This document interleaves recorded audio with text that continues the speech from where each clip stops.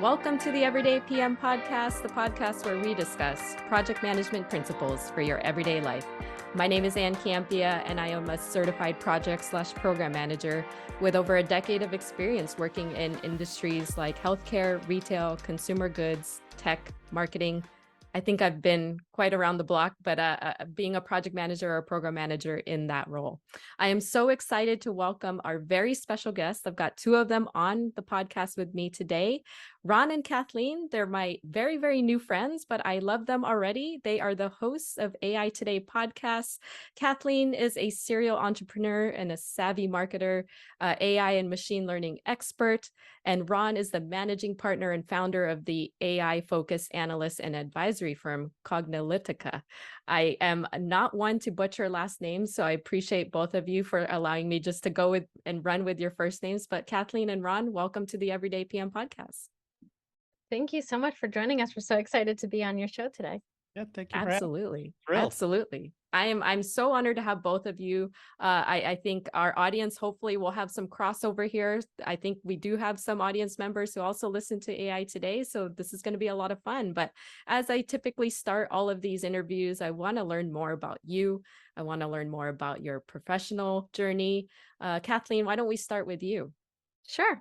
I'm Kathleen Mulch. I'm a managing partner at Cognilytica and also the co-host of the AI Today podcast, which has been around for 5+ years now, 300+ episodes. So I started my career actually in marketing. I worked at a large marketing firm called Hart Hanks. We focused a lot with, data. That got me really involved with data, understanding all the messiness and complexities of data as well. And really enjoyed that.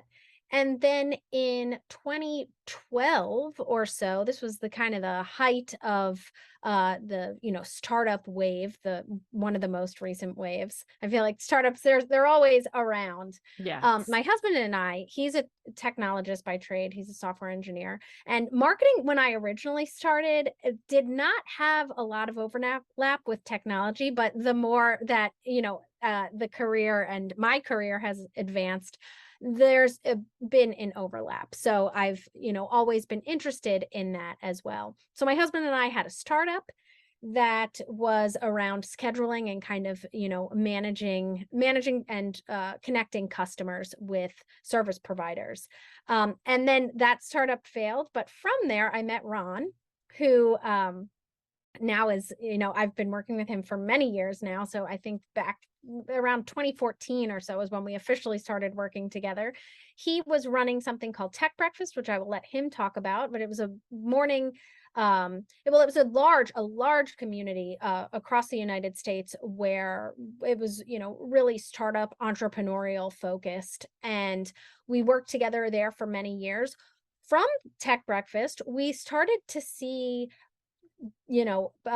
presentations about artificial intelligence technologies, in particular, actually conversational systems. That was when we really started to see things take off. That was also around the time when voice assistants, Alexa, Siri, Google Home, they started to really take off as well. This was maybe, 5-6 years ago at this point. And so we said, let's focus more heavily on that. We really saw things trending there. And that's how Cognilytica got started, actually. So it's an AI, machine learning, big data focused research advisory and education firm. From there, we said, we've seen struggles with running AI projects. We've seen where, people have been failing.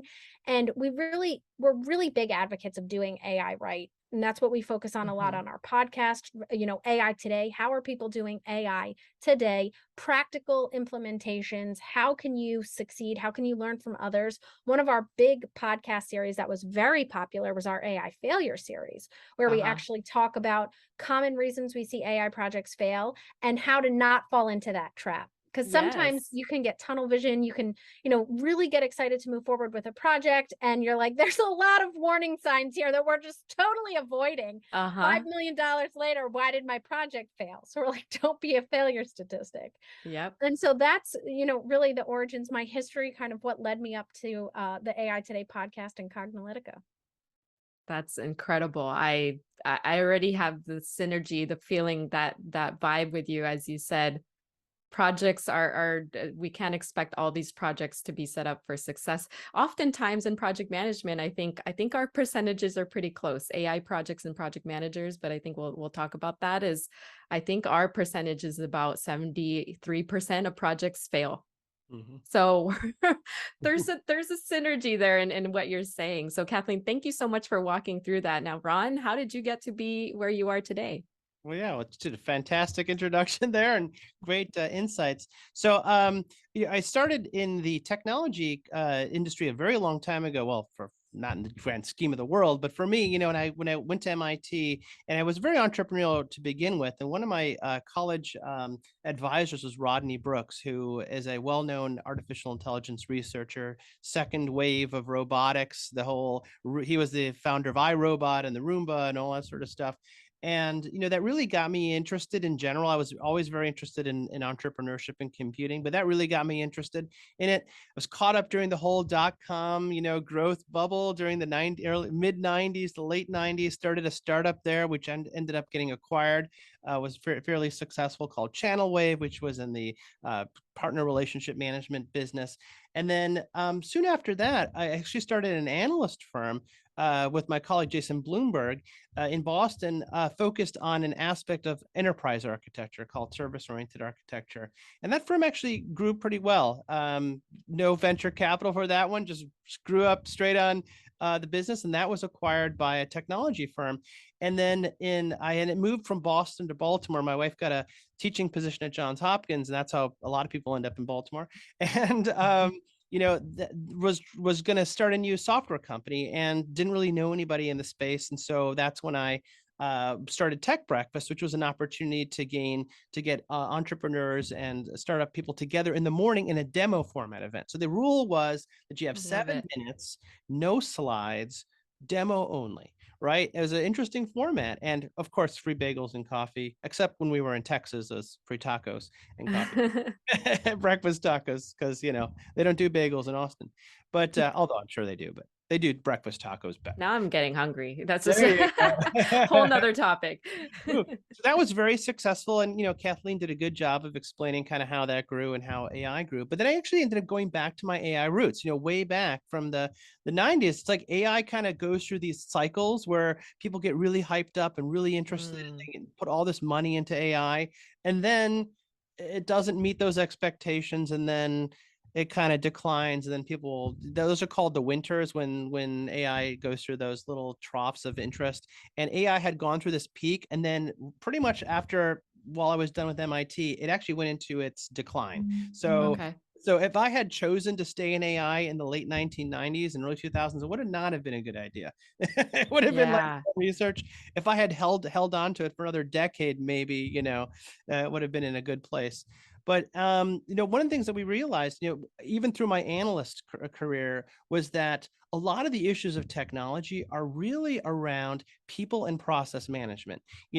Technology continues to innovate, continues to get better, but, give great people great technology and they could still fail, as we all know, right? It's not just great people and great technology. You do need to run projects normally. You need to have the right expectations. You need to stage things properly. And so this methodology that we talk about is really a process. Maybe from the PM perspective, they may say, well, it's not a methodology from the project management perspective. It's not a general approach to project management. It's a very specific method or process for running AI and data projects.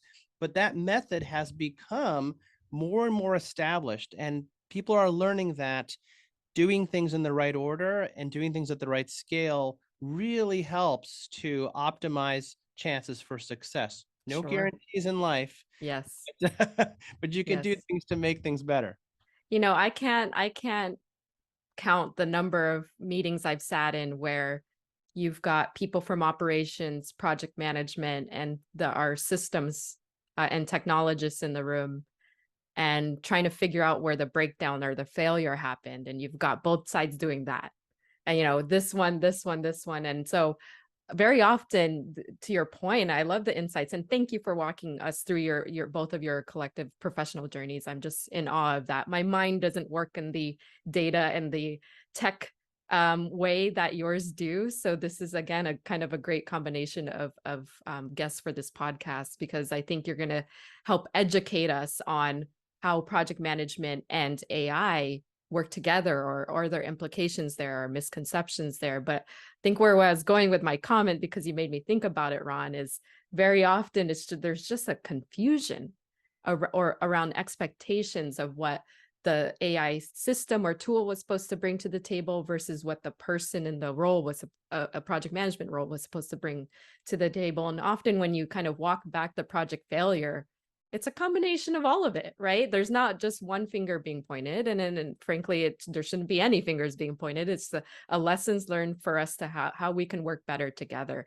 And I want to make sure that the audience that's listening, whether you're a project manager or not, there are a lot of key insights saying that project management and organizations who rely on project management are also trending to rely very much on AI as well. So I think, for what it's worth, you talk about the ebbs and flows of AI, and there's been, decades worth of time where it kind of sat stagnant and then it goes up again. I think PM and AI is the perfect combination. PM should be the champion for AI, in my opinion, just because they complement each other. And so I think we'll talk a little bit, hopefully, I don't know if you feel the same way, but we'll talk a little bit more about how you feel about that. So to kind of set the stage for the next question, I just wanted to go over the PMI, which is the Project Management Institute's survey that they recently did with the organization, which is called the Pulse of the Profession. So for the PMs who are familiar, this is a survey you get every year where they ask you what trends are you seeing in the industry, and kind of just call it out for us. What do we have to look forward to? And 80% of the respondents did say that they see an imminent impact of AI, whether it's through a system or tool that they're utilizing, or it's an actual AI focused project that they're working on or working on implementing.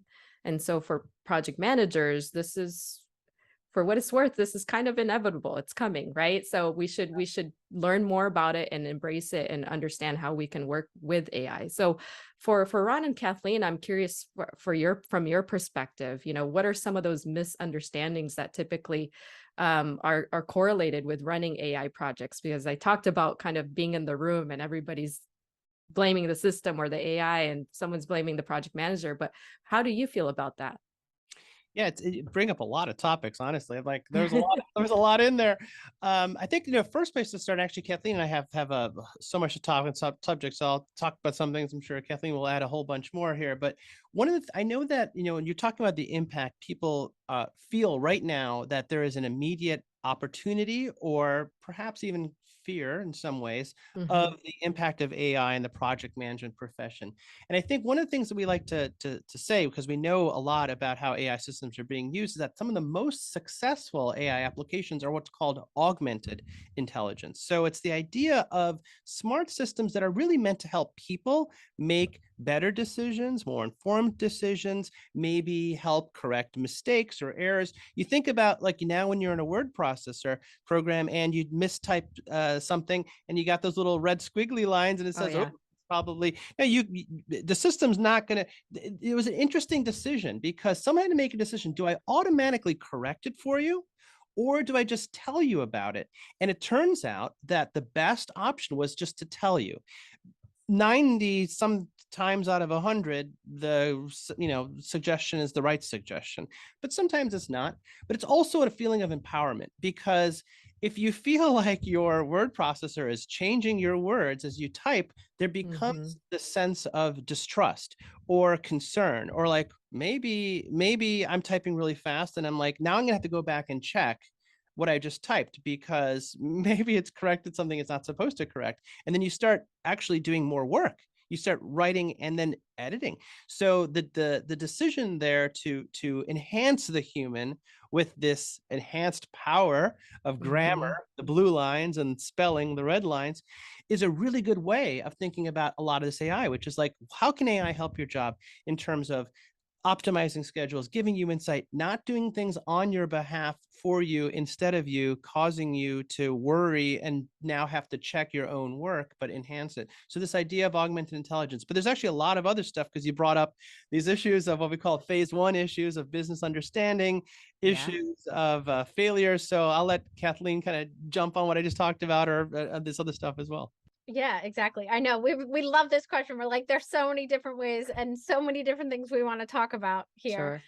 Sure. So you had talked about, when you see AI or when you see projects fail in general, right? We specifically see AI projects, but when you see projects fail, how can you learn from that? And so what we are big advocates of doing AI right. We want people to be following best practices, methodologies, making sure that, you're really setting yourself up for AI project success. So don't just go into a project blindly, right? Have a plan, have some methodology that you're following. So we're big advocates for the CPMAI methodology, which is the cognitive project management for AI methodology. When you were talking about how you go into a project and then it fails and you're like, okay, now how did this happen? Well, phase one of CPMAI, and it's built upon, other processes and best practices. CRISP DM, if people are familiar with that, it's also agile and iterative, so you can go back steps as well. So phase one of CPMAI is business understanding.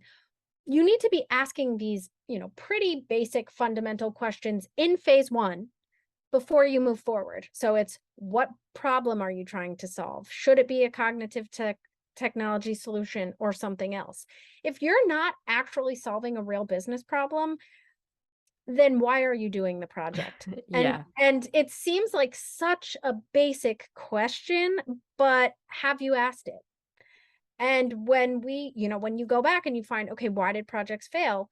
That could be a really core reason why it failed. Also, what's your return on investment for this project? And you can measure return on investment in a bunch of different ways. It can, of course, be money, what kind of money are you saving, but also, what time are you saving? What resources are you saving? Especially if it's maybe technology resources and compute power.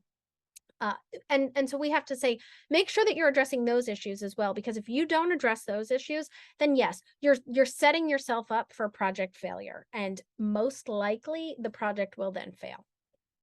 Yeah, absolutely. And I find it interesting that both on your podcast, AI Today podcast, and the Everyday PM podcast, that collectively our highest listened to, or one of our highest listened to episodes on both sides, is about why projects fail. And it brings up this question of, our percentages are pretty close. I think we're 73% overall project management led projects fail. I think AI was about that. Depends on how you measure it. Yeah. But same range. Yeah.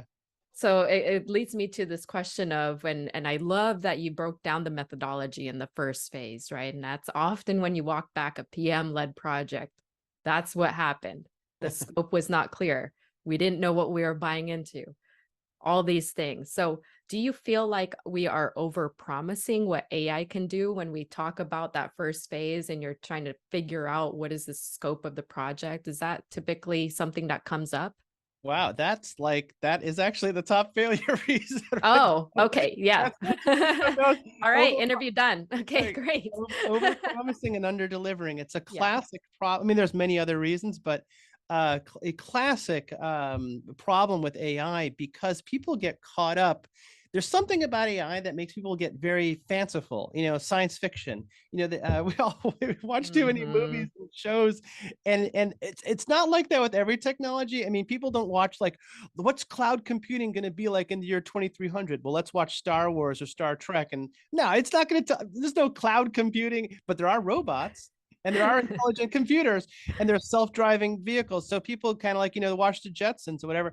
People get caught up in that. And I think there's something about, they will power through concerns because they want to see the possibility of this technology. There's the corollary to the overpromising, under delivering, which is confusing a proof of concept with the pilot.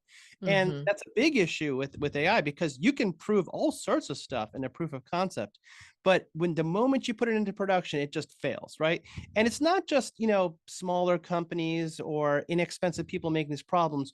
When we did our failure series, we actually did a rip from the headlines approach, where we're like, we're not going to talk in theory. We will actually talk about this major failure from this major company you have heard of, like Walmart canceling all of their inventory or shelf scanning robots. That was done. Amazon having to drop their HR hiring system that they use for AI. That was a Right. failure. Microsoft killing their Taybot. Andrew Ng, who's a very well-known researcher who actually helped bring the whole deep learning thing back into it. He had said, like, oh, our radiology imagery system was a complete failure. We tried to do it in Stanford Hospital. We moved it around. It didn't work. We're like, these are an IBM, killing its whole Watson division. These are not dumb people. These are not companies with bad technology. These are some of the smartest people with some of the best technology, with all the compute power and all the data they can have. And they are failing, usually because of these issues. And it's because of part over promising, under delivering. And they're like, I think Intel put together the AI go no go thing, which is like these 9 traffic lights.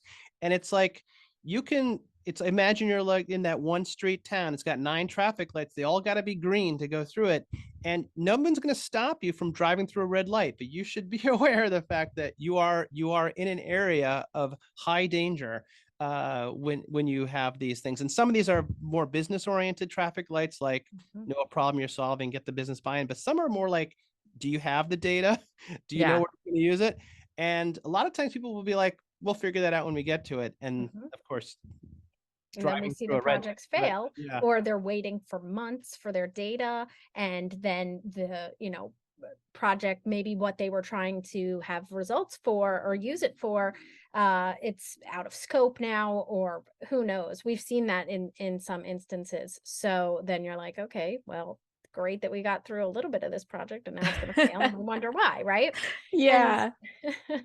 And so that's, like Ron said, yep, over promising, under delivering, big problem that we see. Also, when you don't understand what AI is good at and maybe where it's not best suited, people go, oh, well, I've been told that we need to run this AI project, or I'd like to do that. And so you power ahead, and maybe it's not really the best solution to the problem, and where you could have just had a simple automation go in there. And we say automation is something where it's, repeated and the same thing, predictable over time. So it's not intelligence, but it's incredibly powerful, incredibly useful. And maybe that was your best solution, which is probably going to be quicker and cheaper and faster to deliver than this AI project. And so if you're not really understanding the core areas of where AI is good, that's also going to be another reason that your project will fail. Right. Just, if you're watching this, you see my head nodding. It's because there's a lot of camaraderie between what you're saying in the AI space versus the PM space. And you could easily replace AI with PM, and what you just said, Kathleen, and what you said as well, Ron, and it still is applicable. There's a lot of the same thing happening when it's a PM-led project, whether or not there's AI involved or not, is there's unrealistic expectations or things that were not originally scoped. And you see that from the get-go. And it sounds like with the CPMAI methodology, we would figure that out right away and be able to put a stop to that. But, often a lot of our barriers or our gaps that we see are things like mistrust, right? If the team doesn't trust the PM, how do you expect the PM to have influence over how the project deliverables are completed? How do you expect the PM to have influence over what systems or tools are being used? How do you get people to rally around if you're saying your project's going to be late, if there's no trust there? And I kind of see the same thing happening with AI as well, is not only is there this unrealistic or kind of over promising aspect of what people see AI as. And I think that goes back to your point about a lot of us are just not educated on exactly what that should be, right? What is AI doing for us? But without that understanding, it creates that mistrust, and it creates this whole thing that you're saying, Ron, as gaps in the business, where in the marketplace, where bigger companies are investing in AI, and then you're seeing them all of a sudden say, oh, never mind, right? And so for what it's worth, I feel like our top reasons why projects fail on both sides or collectively is all of those things we just talked about. Yeah, I think that there's some additional elements to all this. You're absolutely right. And that's why I think, even in our podcast, we're like, hey, AI data people, you guys may know algorithms. Great. You're probably experts in every machine learning algorithm. You might want to learn project management. Just Hmm. just I understand, maybe the PMP certification, you may never heard of it, but you may want to look into it. You may want to look into to familiarizing yourself, because then you'd be like, oh, maybe I shouldn't be making these mistakes given the fundamental understanding. And similarly for the PM folks going into a project, like there is some differences with data projects. One of the things that you may encounter in a data centric project, doesn't have to be AI, but any data centric project, is we do have issues around data privacy, data security, data ownership, Hmm. that some of which are regulatory, some of which are legal issues, right? And that actually imposes these extra barriers, right? The roadblocks. You're like, we want to power ahead in this project. You're like, hey, you may need to get your data compliance team involved here, because I understand you want to use these medical records to help improve some diagnostic thing. That idea is fantastic. You may have a business case, you may have your team is ready to go, but then you may hit this like, boom, you can't get access to the data, you're not allowed to deploy it, and you may not be aware of that, right? And so this imposes like a hard roadblock in your otherwise very logically paced fast project plan. Hmm. And without awareness of that, you get caught blindsided, or like you put it out there and all of a sudden you get some hey, you just HIPAA violation, whatever it is, the Sure. new California privacy regulations, GDPR, who knows, right? So so there's some education needed, I would say, on both sides. PM managers really need to educate. It's actually part of why it's like, we do training and certification on CPMAI, for a living. That's a lot of what we do. We have free education too. Education has like some of the best ROI, right, of all things. Yes. We have a Yes. free intro to CPMAI. So go to aitoday.live/CPMAI, and you can get the free course. But yeah, I mean, like, have you seen, I mean, I don't know why I'm asking you this question, but I'll ask you, like, have you seen sort of reluctance or resistance in management, just in terms of skills and training and education on PM and PM concepts? That. Absolutely. Absolutely. I think there is a misconception probably on both sides too. Again, is that um, either I will figure it out, or there's really not a formal way of learning how to do this job. And that all has changed. This industry, that gap in terms of knowledge base and having that available and accessible by everybody has changed. There's a lot of material out there now. Project Management Institute itself, if you're a member, you get all of that material and the courses for free. It's just everywhere. And I think we talked about this before we started recording the podcast, of how project management was a thing, but not all organizations really understood the use of it. And if you switch AI there, it's probably going to be very similar. But organizations didn't understand the use of a PM or see the value of it. Why do we need this person here to kind of shepherd this project through from start to finish, when you've got all the people who know their job and can just get their job done and hand it off? And then you see the organizations really start to make a turn. I think that shift happened maybe 20 years ago, when more and more organizations recognized project management as a something of value, a role that was absolutely necessary in order to get a project from start to finish. And I think what I'm trying to say here is I'm hoping that AI is also seen in that light as well. In terms of the gaps that we still continue to see in the market, I think, Ron, you were talking about these big data projects, right? Or even just AI focused projects. But why are we still seeing these gaps in the market? And do you have an idea of what can be done to kind of start to close those gaps on your side? Yeah, I think, specifically, it's really around understanding how to manage these data-centric projects and making sure that you have the right people, the right education, right? The right mindset in place in order to do that. So we've seen that one of our AI failures is you can't run data projects like you run application development projects, because if you do, you're going to quickly realize that they're going to fail, right? That's not a data-centric approach. And so if you're not taking this data-centric approach to managing your AI projects, then you will fail. And so that's why we're big advocates of CPMAI methodology, because it is a data-centric approach to managing your AI projects. And also, go in with a plan, right? Methodologies, it's like a step-by-step repeatable approach that you can do so that different folks within your organization know what needs to get done. You can repeat the process. We've talked to way too many people and we ask them, okay, well, how are you running your projects? And they either look at us like sort of confused, like, what do you mean, how are we running it? Sure. We just run it however we want. Right. The PM will tell you how to run it. Yeah, exactly. Yeah. Or they say that they're doing things like scientific method. And we're like, no, you're not. You're not. You're just picking something that you learned from grade school and you're telling us that you're running your AI projects using the scientific method. You're not. And if you are, then I know why your projects are failing. So that was an easy one. Yeah. Go ahead. Yeah, I was gonna say, like, one of those gotchas is that, in a traditional project, you can sort of like, if you have subject matter experts and people who know their stuff, and you tell them, hey, I want you to do this thing, right? And they go ahead and do it, then you can hopefully reasonably get back the thing you asked for. Whether or not it was the right thing is a whole other question. But if you Sure. ask them to do something and they test it, then you should get it back what you're expecting. The problem is it doesn't work that way with data, which is that, well, we'll build a system assuming that, right, the data looks good, but then you go and you're like, holy cow, data is missing a lot of stuff. It's really bad. It's really bad quality. And then you might find, like, we need to now spend some X amount of time cleaning that data, preparing that data.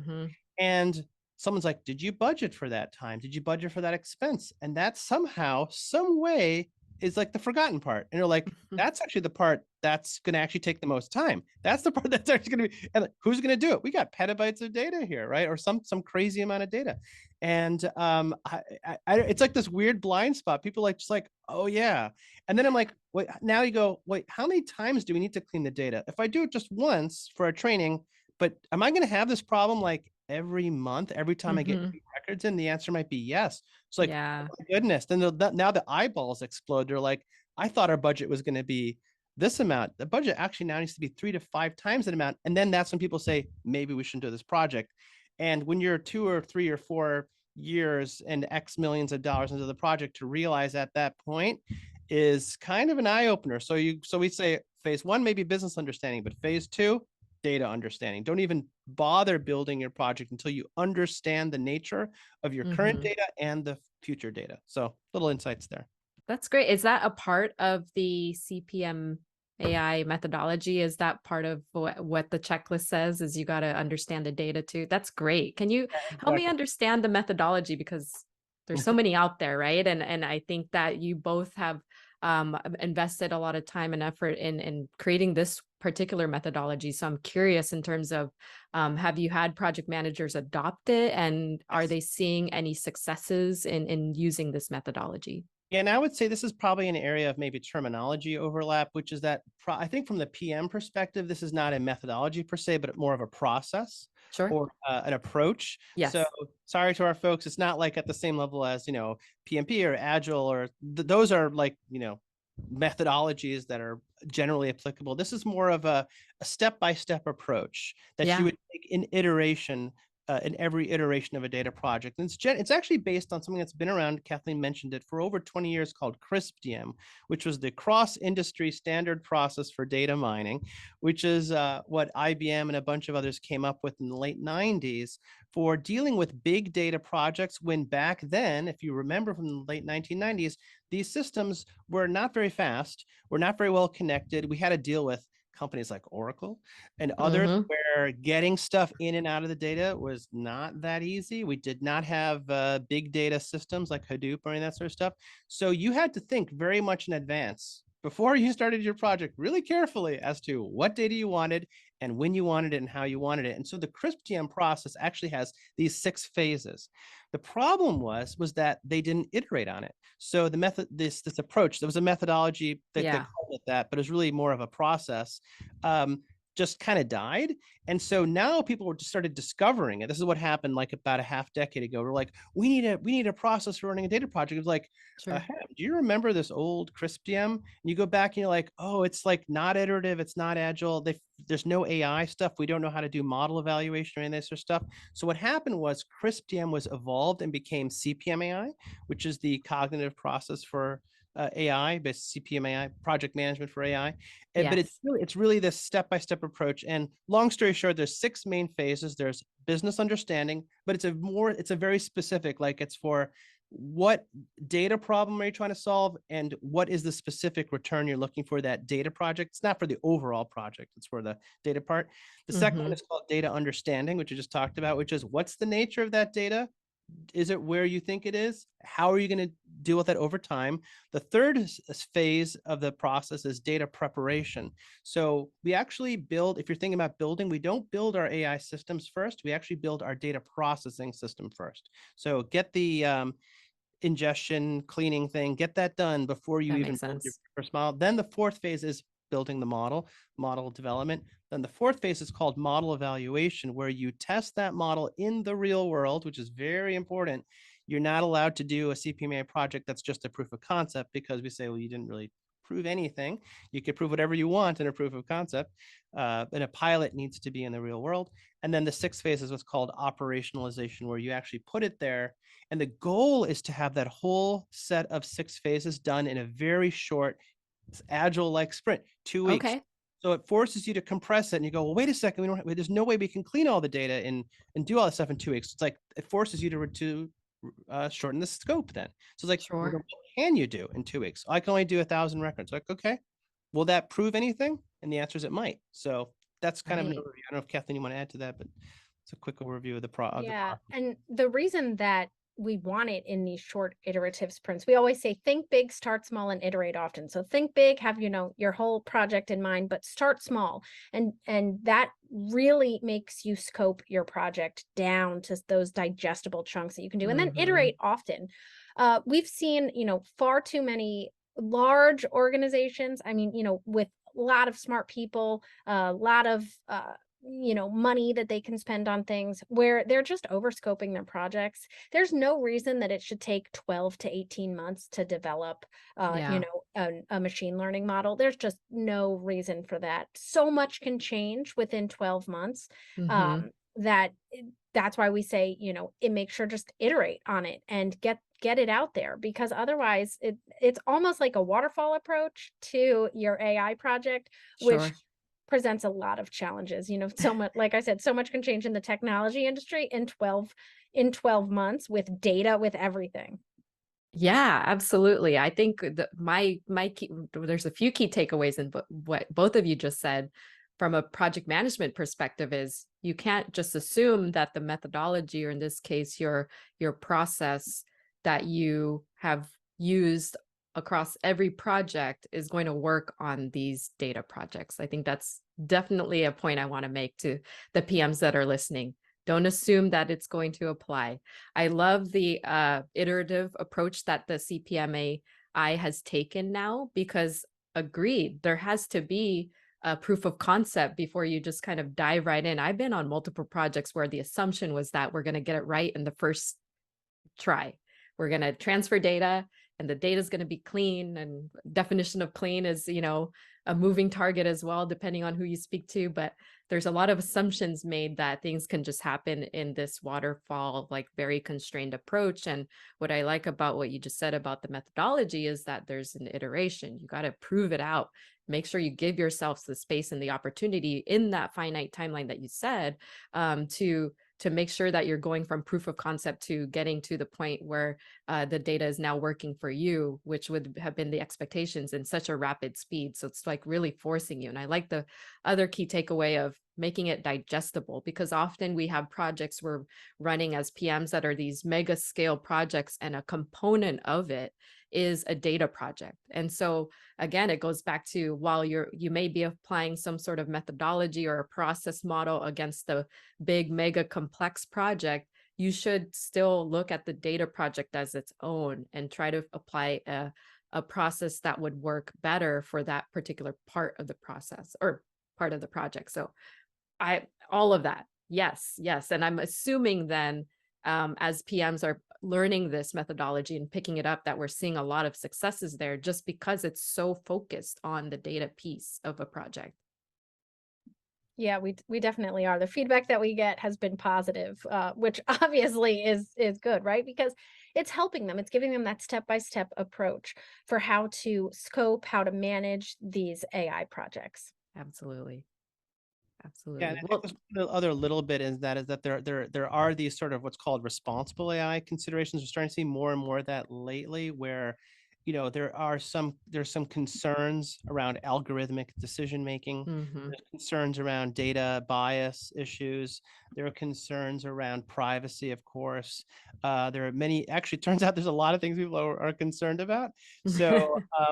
So the idea is not sort of waiting until the end. That's part of like, well, you're going to have to bring that into the process, maybe even at the very, very first stage, to say, okay, before we do this, will people just not use the system at all because of some data privacy, or maybe there's a legal issue, something like that. So you don't want to be, and also the laws are evolving.